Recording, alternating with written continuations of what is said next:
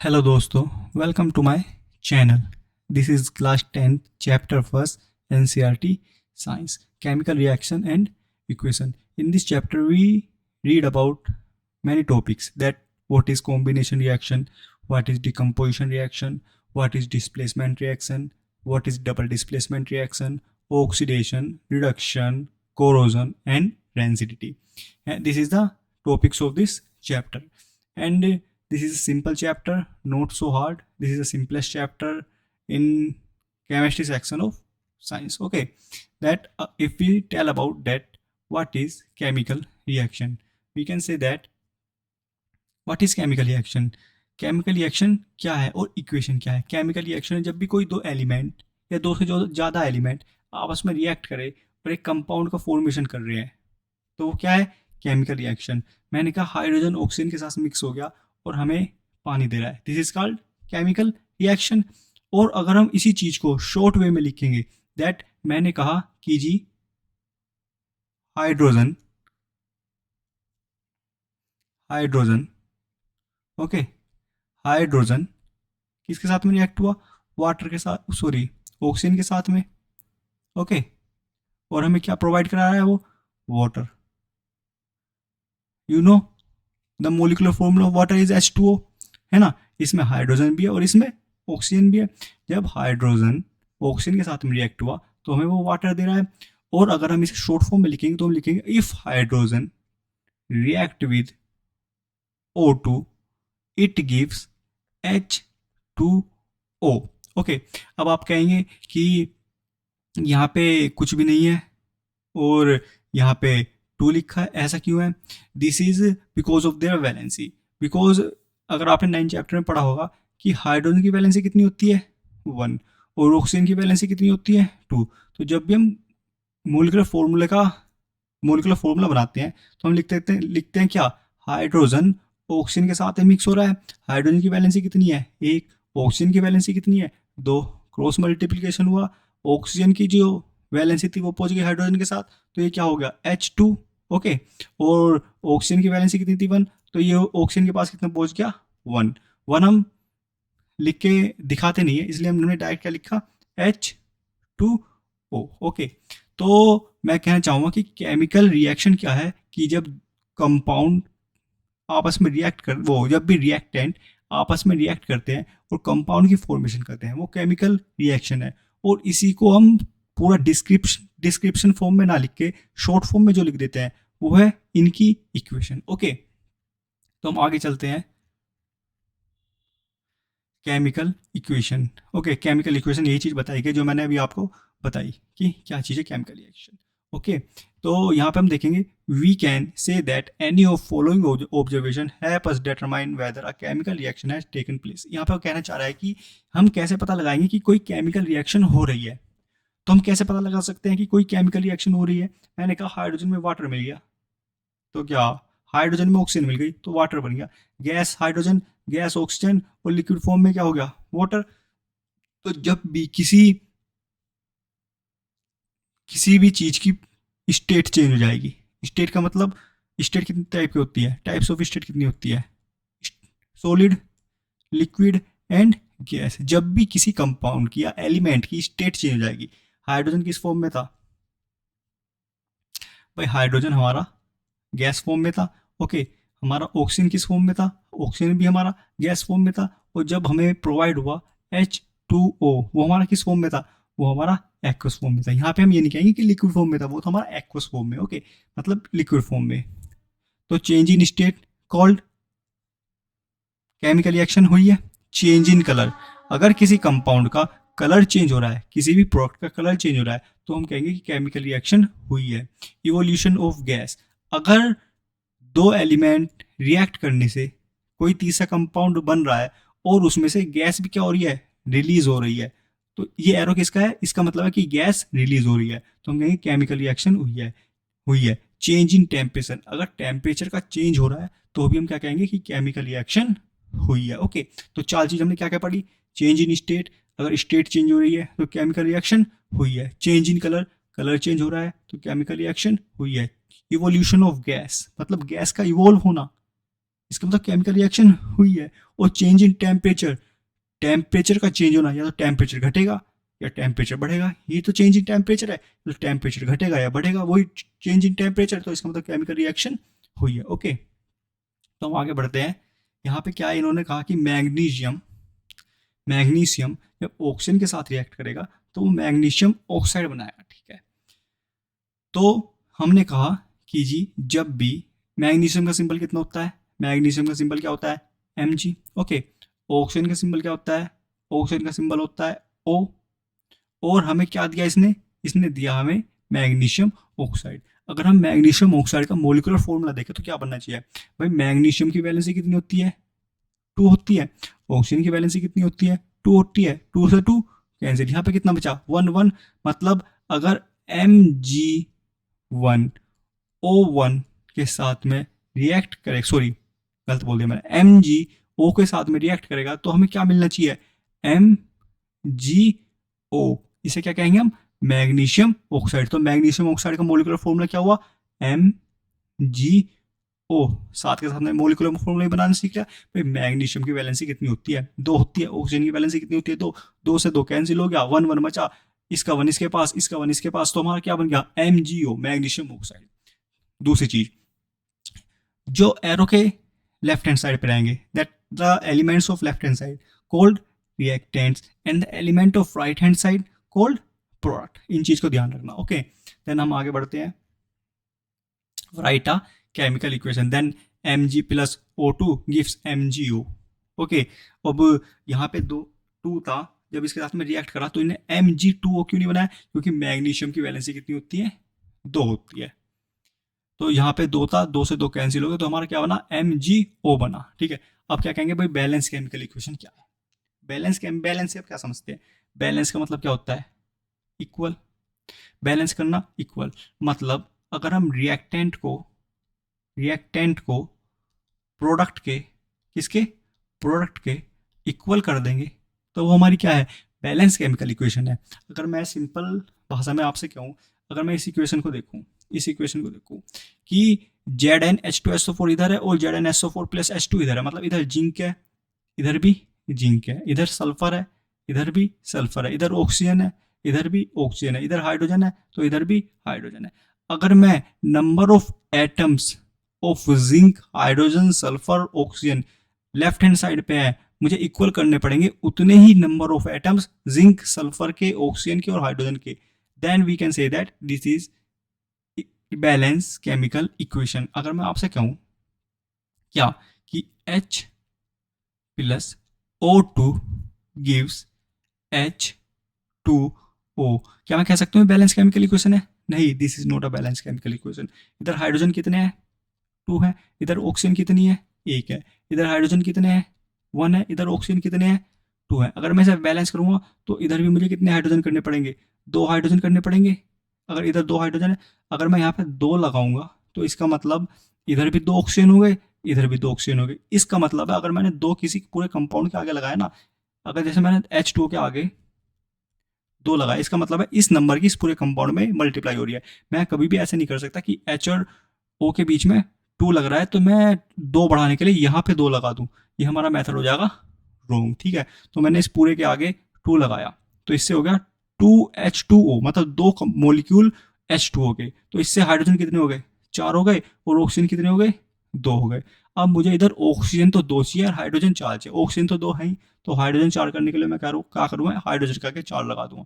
तो इससे हाइड्रोजन में जब 4 की मल्टीप्लाई हो गई तो हाइड्रोजन कितने हो गए, 4 हो गए। तो हमारा रिएक्टेंट साइड प्रोडक्ट साइड के इक्वल होगी। This is called balance chemical equation. Okay, तो हम आगे बढ़ते हैं।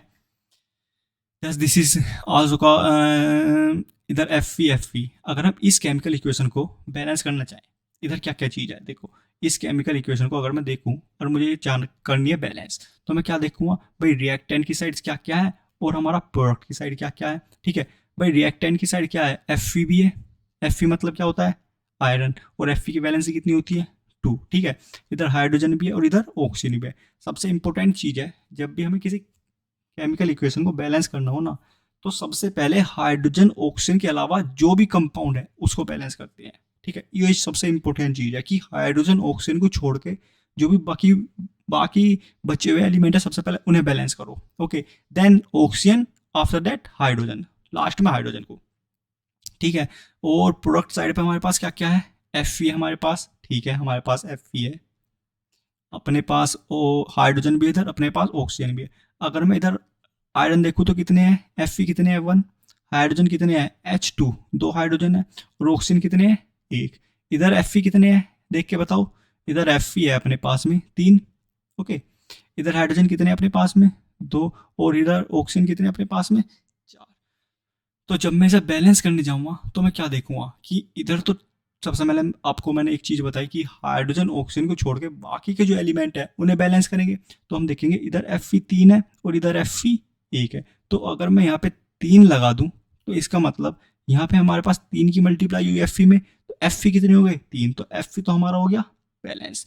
आफ्टर दैट भी देखेंगे, हम देखेंगे ऑक्सीजन को। ठीक है, इधर ऑक्सीजन कितने हैं 4, इधर ऑक्सीजन कितने, हमेशा ध्यान रखना सबसे लास्ट में करेंगे हाइड्रोजन को, उससे पहले ऑक्सीजन और उससे पहले जो भी एलिमेंट हैं। ठीक है, इधर ऑक्सीजन कितने हैं भाई 4 है, और इधर कितना है 1 भी नहीं है, तो पूरे कंपाउंड के आगे 4 लगाना पड़ेगा। ऐसा तो नहीं हम यहाँ पे 4 लगा देंगे, इससे हमारा क्वेश्चन हो जाएगा गलत। तो हमने इसके आगे लगाया 4, तो यहाँ पे 4 की गुना 2 में हुई और 4 की गुना यहाँ पे 1 था, तो ऑक्सीजन तो हो गए हमारे पास में 4। ठीक है, अब इससे क्या हुआ कि हाइड्रोजन में भी 4 की गुना हो गई, तो 4 दूनी 8, तो हाइड्रोजन कितने हो गए अपने पास में 8। अपना ऑक्सीजन तो बैलेंस हो गया दोनों तरफ, देखो इधर भी O 4 हो गया और इधर भी O 4 हो गया, लेकिन इधर हाइड्रोजन हो गए 8 और इधर हाइड्रोजन है खाली 2। तो मैं यहाँ पे प्रोडक्ट की साइड में 4 की गुना कर दूंगा H के आगे, तो इससे क्या होगा ऑक्सीजन हाइड्रोजन में अपने पास में कितने हो जाएंगे 8। This is called balance chemical equation. Okay, this is the simplest way to balance any chemical equation. Okay, जब हम आगे बढ़ते हैं तो यहाँ पे और एग्जांपल दिखाए गए हैं that what is balance chemical equation, इन्होंने स्टेप में कर रखे और हमने एक बार में समझ लिया। और अब हम आगे बढ़ते हैं आगे। ठीक है, यहाँ पे देखा आपने 3 इसके आगे, चलो चेक कर लेना वो तो आप। अब अगर हम बैलेंस करें किसे, इसे दुबका लिया मैंने और इसे करेंगे, इस वाली इक्वेशन को बैलेंस करेंगे। ठीक है, इस वाली इक्वेशन को बैलेंस करेंगे। अब हम यहाँ पे हम कैसे बैलेंस करेंगे, प्रोडक्ट साइड में क्या क्या है, सॉरी रिएक्टेंट साइड में, डेप्टेंट साइड तो रिएक्टेंट होती है ना, और प्रोडक्ट साइड में हमारे पास क्या क्या है। ठीक है, तो हमारे पास में कार्बन है, अपने पास में ऑक्सीजन है, भाई कार्बन का सिंबल C होता है ना, तो कार्बन है।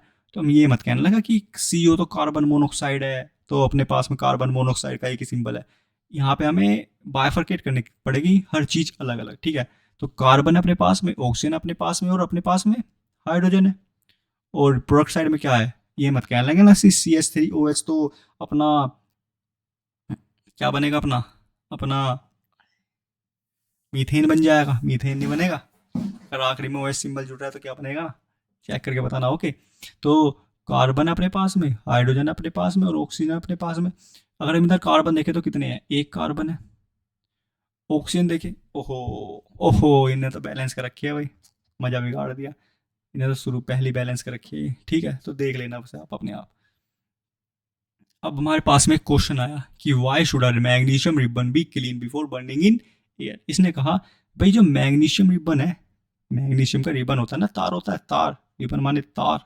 ठीक है, मैग्नीशियम का तार है, वो क्लीन क्यों करा जाता है, कब, जब भी हम उसे जलाएंगे। अब आप एक चीज बताना भाई, मैग्नीशियम क्या है, एक मेटल है, और मेटल की प्रॉपर्टी है अपनी क्या, कोरोजन लगना उस पर। आपका कहेंगे कि मैग्नीशियम पे थोड़ी कोरोजन लगता है, वो तो लोहे पे लगता है, नहीं, हर चीज़ पे कोरोजन लगता है।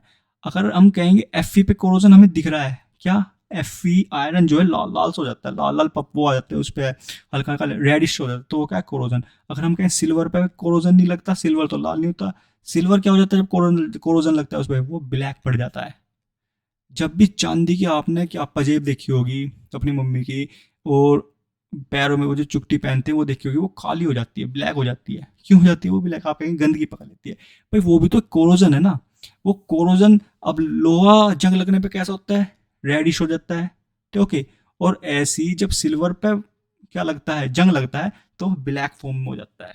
ठीक है, तो अपने क्वेश्चन पे आते हैं कि मैग्नीशियम रिबन को क्लीन क्यों करा जाता है हवा में, sorry, before burning in air, हवा में जलाने से पहले क्लीन क्यों करा जाता है। भाई जब मैग्नीशियम रिबन को हम जला रहे हैं इसका मतलब हम उसे पाउडर फॉर्म में कन्वर्ट कर रहे हैं, ठीक है। भाई मैग्नीशियम को जला रहे हैं तो पाउडर फॉर्म में कन्वर्ट करना पड़ेगा, और अगर हम मैग्नीशियम को क्लीन नहीं करेंगे तो इसका मतलब उस पर क्या लग जाएगी।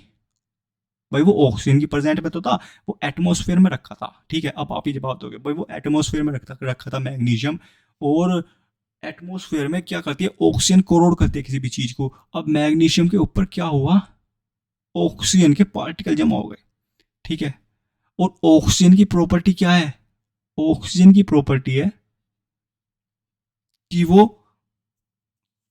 थोड़ी डिफिकल्टीज, वो ऑक्सीजन की प्रॉपर्टीज नहीं कहूंगा मैं कहूंगा कि जब भी उस पर ऑक्साइड जम जाएगा ना तो वो थोड़ी डिफिकल्टी पैदा करेगा उसके जलने में, ऑक्साइड जम जाएगा। क्योंकि आप कहेंगे कि भाई ऑक्सीजन तो हेल्पफुल होता है आग लगाने में, मतलब सब कहते हैं कि जी अगर ऑक्सीजन नहीं होगा धरती पे तो भाई आग नहीं लगा पाएंगे। लेकिन जब भी ऑक्सीजन किसी मेटल के साथ में रिएक्ट करता है ना तो वो ऑक्साइड फॉर्म में कन्वर्ट हो जाता है। किस फॉर्म में, ऑक्साइड फॉर्म में। और ऑक्साइड की प्रॉपर्टी है कि वो आग को जलने में दिक्कत कर दी है, ठीक है। अब जब ऑक्सीजन, चलो इसे एक बार रफ कर लें भाई, थोड़ी जगह ऐसी नहीं बची।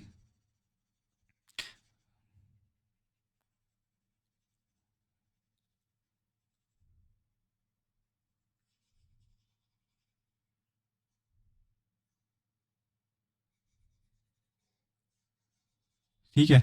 और आग की उसकी ऑक्साइड की प्रॉपर्टी क्या बताई मैंने कि भाई ऑक्साइड, ऑक्साइड कब बनेगा ऑक्सीजन का, जब वो किसी मेटल के साथ में रिएक्ट करेगा, कौन, ऑक्सीजन, तो वो ऑक्साइड फॉर्म में कन्वर्ट हो जाएगा। और ऑक्सीजन, ओ एक्स वाई जी ई एन, ओ एक्स वाई जी ई एन, ठीक है। जब वो ऑक्साइड फॉर्म में कन्वर्ट हो जाएगा और ऑक्साइड डिफिकल्टी प्रोवाइड करवाएगा किसी भी चीज को जलने में, तो जब मैग्नीशियम पे ऑक्सीजन जमा हो जाएगी तो वो MgO बन जाएगा। अगर हम उसे सफा नहीं करेंगे तो वो अच्छे से जलेगा नहीं और वो पाउडर फॉर्म में कन्वर्ट नहीं होएगा, ठीक है।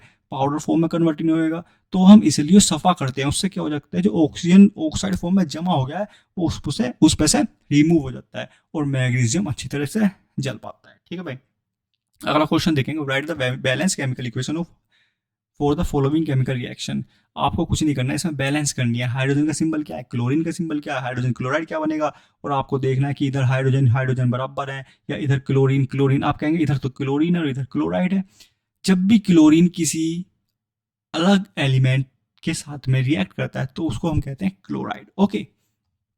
लेकिन लिखा जाएगा वो Cl, लेकिन पढ़ा जाएगा वो क्लोराइड। जैसे मैंने कहा, इसको ही देख लें क्वेश्चन को, hydrogen plus chlorine gives HCl, hydrogen chloride. इसका एक अलग नाम भी है, क्या, हाइड्रो क्लोरिक एसिड। भाई अलग नाम भी तो है इसका एक, हाइड्रोक्लोरिक एसिड हमने पढ़ा था कि हमारे पेट में भी सिक्रीट होता है, और this is one of the most powerful acid in the, हम कहेंगे इन द ब्रादरी ऑफ एसिड, ठीक है, in the group of acid. This is one of the most powerful acid in the group of acid. इधर hydrogen chlorine के साथ में react करा तो इन्हें हाइड्रोजन क्लोराइड बनाया, जिसको हम हाइड्रोक्लोरिक के नाम से, हाइड्रोक्लोरिक एसिड के नाम से भी जानते हैं, ठीक है। यहाँ पे भी अपना H है, यहाँ पे भी H ना H है, यहाँ पे भी क्लोरीन है, यहाँ पे भी क्लोरीन है, लेकिन बस ये पढ़ा जाएगा क्लोराइड, बस ये डिफरेंस है, ठीक है। अगला क्या है कि बेरियम क्लोराइड के साथ में, चलो अगर हम इसे देखें, क्या, अगर हम अपना इसे देखें कि बेरियम क्लोराइड, भाई बेरियम क्लोराइड अगर मैं देखूं कि बेरियम में क्या क्या है, बेरियम क्लोराइड में एक तो अपना बी है, एक अपना Cl है। और जब बेरियम क्लोराइड का फॉर्मूला बनेगा, भाई बेरियम, क्लोरीन की वैलेंसी अपनी कितनी होती है, क्लोरीन की वैलेंसी होती है हमारी हाई लीवे का अगर हम देखें तो इसका एटॉमिक नंबर 17 है और 287, ये दो, ये एक्सेप्ट करेगा तो इसकी वैलेंसी होगी 1, ओके। और बेरियम की हमारी वैलेंसी कितनी होती है, और अगर हम देखें कौन से ग्रुप, अगर आपको याद ना है तो आप देख लो कौन से ग्रुप मारा है, फर्स्ट ग्रुप मारा है। फर्स्ट ग्रुप को याद करने की ट्रिक क्या है, हमारे लिए ना कर रब से फरियाद, then it is not in first group. हम सेकंड ग्रुप में देखेंगे बैंगन आलू गाजर इन थैला, बैंगन आलू गाजर इन थैला। अपनी ग्रुप सेकंड की वैलेंसी सबकी होती है 2, तो इसकी वैलेंसी कितनी है 2, क्रॉस मल्टीप्लाई हुआ तो ये बनेगा BaCl2, बेरियम क्लोराइड का फॉर्मूला क्या बनेगा, BaCl2। ऐसी एल्यूमिनियम सल्फेट का बनाएंगे। आप कहेंगे सल्फेट क्या होता है, सल्फेट का अपना होता है SO4। ये याद कर लेना कि सल्फेट को हम क्या कहते हैं, SO4। और अपना इसकी वैलेंसी कितनी होती है, इसकी वैलेंसी होती है, इसकी वैलेंसी कितनी होती है, 2। ठीक है, तो जब भी एल्यूमिनियम, कौन, एल्यूमिनियम और SO4 आपस में रिएक्ट करेंगे तो बनाएंगे एल्यूमिनियम सल्फेट। अपना एल्यूमिनियम की वैलेंसी कितनी होती है, 3 होती है। आपको याद करनी पड़ेगी वैलेंसी तो, ओके। अगर आप ट्रिक जानना चाहते हैं कि वैलेंसी कैसे याद करें तो आप कमेंट कर सकते हैं, और मैं आपको एक नई वीडियो बना दूंगा कि आप कैसे पता लगा सकते हैं कि किसकी वैलेंसी क्या है, ओके। अपनी SO4 की वैलेंसी है 2, आपस में रिएक्ट करा तो क्या बना कंपाउंड, Al2SO4 का होल थ्राइस। ठीक है, Al2SO4 का होल थ्राइस तो एल्यूमिनियम सल्फेट बन गया, और बेरियम क्लोराइड क्या बन गया, BaCl2। और आपको कुछ नहीं करना, इन्हें बैलेंस करना है। ठीक है, और अगर आप पे बैलेंस नहीं होती है तो कमेंट करिए, then we are here for helping you, okay. और आपको ये दे रखी है पूरा इन डिस्क्रिप्शन फॉर्म, और आपको डिस्क्रिप्शन फॉर्म से सिंपल फॉर्म में लिखना है, और आपको उसके बाद में इसे बैलेंस करके दिखा दिए। ठीक है, अगर हम आगे बढ़ते हैं कि type of chemical reaction, there are combination, decomposition, displacement, double displacement, oxidation reaction. There are I think 6 types of chemical reaction. Number first is combination, बहुत सिंपल तरीका है इन्हें याद करने का। Number first is combination, number second is decomposition, okay, number second is decomposition, number third is displacement, and number fourth is double displacement, okay.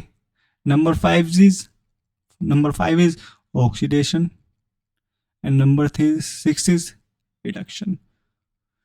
भाई आप number first देखते हैं कि कॉम्बिनेशन रिएक्शन क्या है। भाई कॉम्बिनेशन रिएक्शन क्या है, कंबाइन से तो बना कॉम्बी, कंबाइन। अगर हम कंबाइन का मतलब क्या है, भाई कंबाइन का मतलब क्या है, जब भी एक चीज, मैंने कहा एक चीज दूसरे के साथ में जुड़ गई और क्या बन गई, तीसरी चीज बन गई कुछ।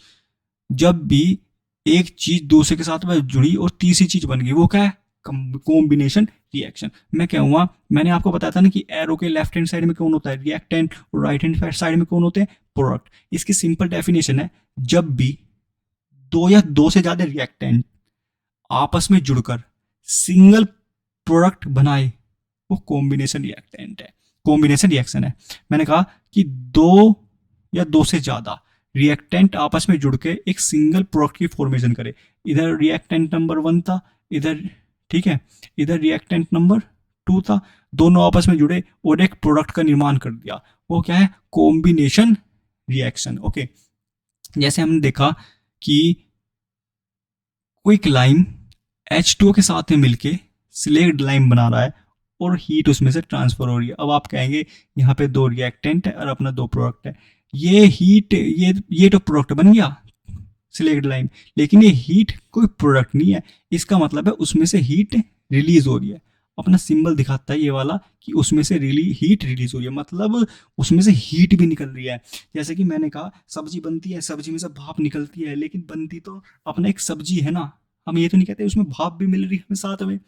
हमने आलू टमाटर की सब्जी बनाई, उसमें हमने आलू घेरा और टमाटर घेरा, तो आप ये तो कहेंगे आलू टमाटर की सब्जी मिली। आप ये तो थोड़ी कहेंगे कि हमें तो आलू टमाटर की सब्जी बनी है और भाप बनी है। आप कहेंगे आलू टमाटर की सब्जी बनी है, क्योंकि भाप तो हीट फॉर्म में उसमें से रिलीज हो गई है, ओके।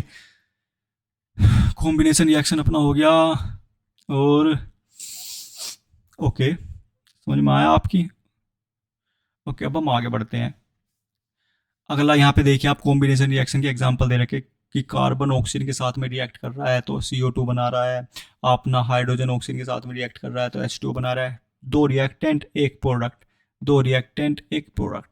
एक चीज और बता दूं मैं आपको कि एक तो होती है एक्सोथर्मिक रिएक्शन, एक्सोथर्मिक, एक तो होती है एक्सोथर्मिक, एक होती है endothermic, THERMIC, endothermic. Exothermic reaction होती है जिसमें से हीट रिलीज हो, जिसमें से हीट रिलीज हो, और एंडोथर्मिक क्या होती है, जिसमें हीट इन्वॉल्व हो, एक्सो मतलब रिलीज और एंडो मतलब इन्वॉल्व। ठीक है, एक्सोथर्मिक रिएक्शन में हीट रिलीज होगी और एंडोथर्मिक रिएक्शन में हीट शामिल होगी। ठीक है, तो आगे बढ़ते हैं। ये सिंपल था कि एक्सोथर्मिक क्या होती है, एंडोथर्मिक क्या होता है। अगर मैं इनके आपको एग्जांपल दूं कि अगर मैं आपसे कहूं कि क्या आपने वो देखा है कली होती है दीवार पे, चुनना कहते हैं जिसे हम, पहले होती थी, अब तो पेंट, पेंट पहले भी थे लेकिन पहले इतना अफोर्ड नहीं कर पाते थे पब्लिक। ठीक है, तो जो कली होती है ना दीवार पे करी जाती है कली, ठीक है, तो वो क्या होती थी, पहले उस कली को भिगोया जाता था पानी में। और जब अगर आपने किसी में देखा हो तो उस कली को जब भिगोते थे ना तो उसमें से धुआं निकलता था, धुआं टाइप ये नहीं कहेंगे, बुलबुले उठने लगते थे उसमें, मतलब इतना उबल जाता था वो पानी मिलते ही कि उसे कहते हैं ना चुनना। ठीक है, जब चुनने में पानी मिलाया जाता था ना तो उसमें से भाप भी निकलती थी बहुत ज्यादा मात्रा में, और वो भाप क्या थी, वो हीट की फॉर्म में तो निकल रही थी उसमें से। ठीक है, तो उस रिएक्शन को हम क्या कहेंगे, एक्सोथर्मिक रिएक्शन, जिसमें से हीट निकले बहुत ज्यादा मात्रा में। अगर आपको रिएक्शन करके देखनी है तो आप पेंट वाले की दुकान पे जाना और वहां से आप क्या करना, 100 ग्राम चूना खरीद लेना, मतलब 100 ग्राम कली खरीद लेना। ठीक है, स्लेट लाइम कहते हैं। और उसे उसमें पानी गिरना, ये नहीं कि आप 100 ग्राम कली में एक बाल्टी पानी गिर दो, आपने 100 ग्राम कली में इतना पानी गिर देना कि वो ऐसी हो जाए, थोड़ी भीग सी जाए। ठीक है, तो आप देखेंगे उसमें से हीट रिलीज हो रही है, बुलबुले उठ रहे हैं। और दूसरा एग्जांपल अगर मैं आपको दूं एक्सोथर्मिक रिएक्शन का, सरफ होता होगा आपके घर में, सरफ। ठीक है, सरफ मतलब सरफ नहीं होता है कपड़े धोते हैं, सरफ हाथ में लेना। ठीक है, थोड़ा ज़्यादा, थोड़ा ऐसे भी नहीं कि पूरा पैकेट ही ले लो, थोड़ा सा हथेली पे रखना और उसमें बूंद बूंद करके पानी गिरना, तो आप देखेंगे वो हथेली गर्म हो गई, उस सरफ में से हीट निकल रही है जिसकी वजह से आपकी हथेली गर्म, जहाँ पे सरफ रखा होगा ना वहाँ जलन सी महसूस होने लगेगी। तो इसका मतलब उससे हम क्या समझे कि वो भी एक क्या है, एक्सोथर्मिक रिएक्शन है। और एंडोथर्मिक रिएक्शन क्या होगी, जिसमें हीट इन्वॉल्व होएगी। ठीक है, हीट इन्वॉल्व मतलब कि भैया उसे रिएक्शन को करवाने के लिए उसे हीट देनी पड़ेगी। ठीक है, फॉर एग्जाम्पल अगर मैं कहूँ कि जी सब्जी बन रही है, अब सब्जी को जब तक हम हीट प्रोवाइड नहीं कराएंगे तो क्या वो सब्जी बन जाएगी? भाई हमने आलू टमाटर कुकर में गिरे और हमने ऐसे ही रख दिए गैस से साइड में, और हम कहेंगे भाई हम तो देखेंगे 15 मिनट बाद सब्जी बन गया, नहीं बनी। तो सब्जी बनेगी थोड़ी जब तक हम उसे गैस के ऊपर नहीं रखेंगे और उसे हीट प्रोवाइड नहीं करवाएंगे गैस के द्वारा, भाई तब तक तो हमें सब्जी नहीं मिलेगी ना। तो किसी रिएक्शन को करवाने के लिए अगर हमें हीट उसे देनी पड़ रही है तो वो एंडोथर्मिक रिएक्शन है, और किसी रिएक्शन होने पे हीट उसमें से रिलीज हो रही है तो वो एक्सोथर्मिक रिएक्शन है। Okay, this is one of the best example of exothermic and endothermic reaction. यहाँ पे क्या है, ग्लूकोज ऑक्सीजन के साथ में एक्वस फॉर्म में रिएक्ट हो रहा है तो क्या क्या बन रहा है, CO2 बन रहा है, H2O बन रहा है और एनर्जी बन रहा है।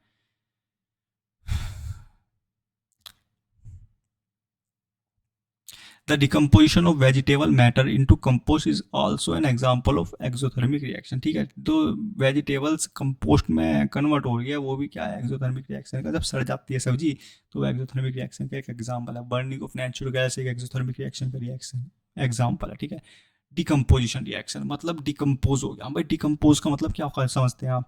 डिकम्पोज मतलब कोई भी चीज़ डिकम्पोज होना, सड़ जाना। ठीक है, सड़ने का मतलब वो ब्रेक हो गई, वो क्या होगी भाई, ब्रेक होगी। ठीक है, टूट गई वो कई चीजों में। ठीक है, ब्रेक होगा, बिखर गई, डिकम्पोज होगी। ठीक है, तो डिकम्पोजिशन रिएक्शन का मतलब है जब भी एक रिएक्टेंट दो या दो से ज्यादा प्रोडक्ट बनाए, क्या बनाए, दो या दो से ज्यादा product, this is called decomposition reaction. जब एक सिंगल रिएक्टेंट हो, दो या दो से ज्यादा प्रोडक्ट हो, वो है डिकम्पोजिशन रिएक्शन। और कॉम्बिनेशन में हमने क्या पढ़ा था, सिंगल प्रोडक्ट था लेकिन एरो गलत बना दिया। ठीक है, सिंगल प्रोडक्ट था लेकिन रिएक्टेंट क्या थे, दो थे। दो रिएक्टेंट आपस में मिलकर सिंगल प्रोडक्ट बना रहे हैं, वो कॉम्बिनेशन। एक रिएक्टेंट ब्रेक होकर दो या दो से ज्यादा प्रोडक्ट में टूट रहा है, वो डिकम्पोजिशन। अब आप एक चीज बताइए मुझे कि कोई भी चीज ब्रेक कब होगी, जब हम उसे हीट देंगे। ठीक है, जब हम उसे हीट देंगे तो वो भाई दो या दो से ज़्यादा चीज़ों में ब्रेक हो जाएगी ना। फॉर एग्जांपल अगर मैं आपसे कहूँ कि जिस मैंने कहा कि आपके पास में लकड़ी है, ठीक है, लकड़ी को हम कब ब्रेक कर पाते हैं? आप कहेंगे हम तो जान लगा कर तोड़ देंगे उसे, कुल्हाड़ी से ब्रेक कर देंगे। भाई लकड़ी को अगर हमें आसानी से ब्रेक करना है तो हम उसे हीट देंगे ना, तो वो ब्रेक हो जाएगी।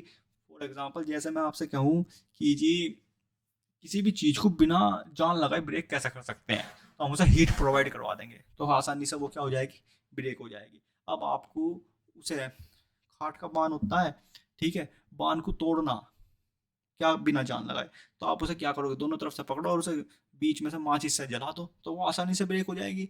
तो जब भी हमें कोई चीज को दो या दो से ज्यादा चीजों में तोड़ना, प्रोडक्ट में तोड़ना हो, जब भी हमें किसी रिएक्टेंट को जो है दो से ज्यादा प्रोडक्ट में तोड़ना हो, तो हम उसे क्या करवाएंगे, हीट प्रोवाइड करवा देंगे। और इसी रिएक्शन को कहते हैं डिकम्पोजिशन रिएक्शन।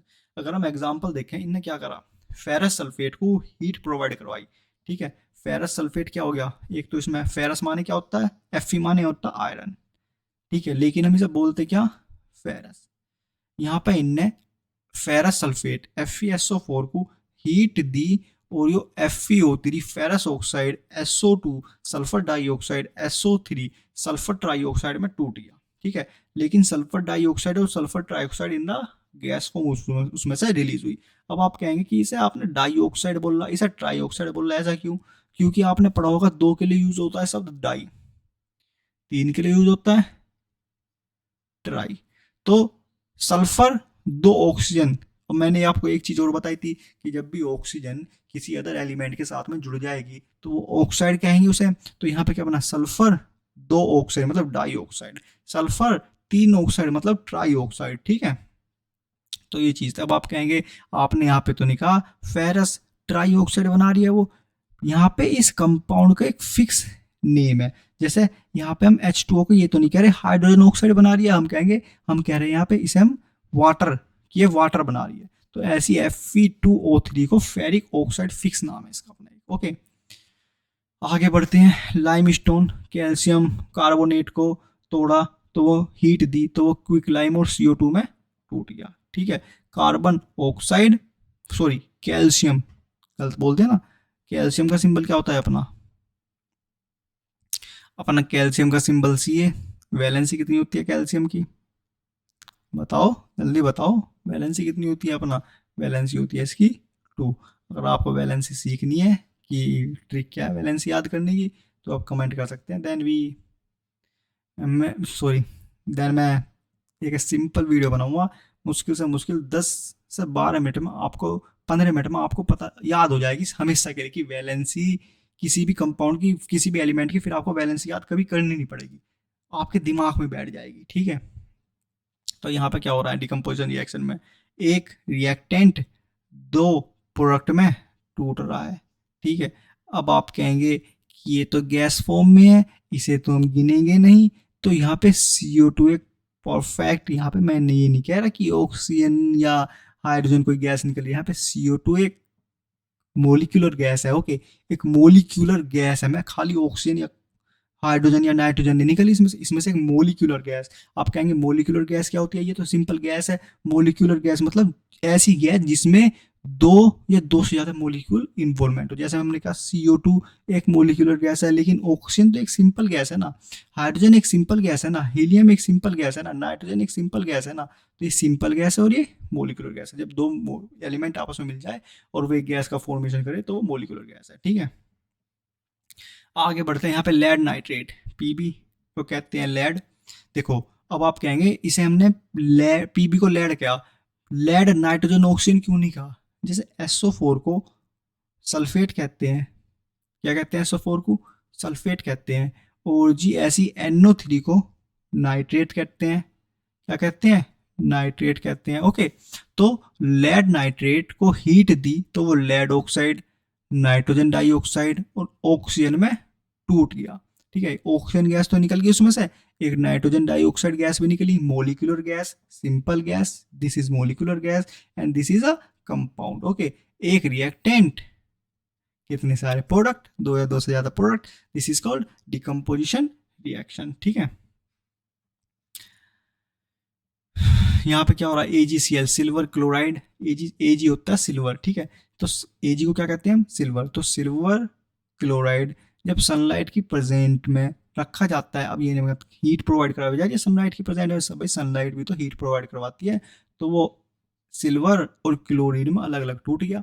तो जब भी सिल्वर क्लोराइड को सनलाइट पे रखेंगे तो वो अलग अलग उसमें टूट जाएगा। देखो यहाँ पे बैलेंस भी कर रखे है इन्होंने, ओके। यहाँ पे सिल्वर ब्रोमाइड को सिल्वर सनलाइट की प्रेजेंस में रखा तो वो सिल्वर और ब्रोमाइड में टूट गया, ओके। दिस इज, ये क्वेश्चन आपको करके देखने हैं खुद, और कल को हम पढ़ेंगे कि what is decomposition reaction. Have a nice day, ta-ta bye bye.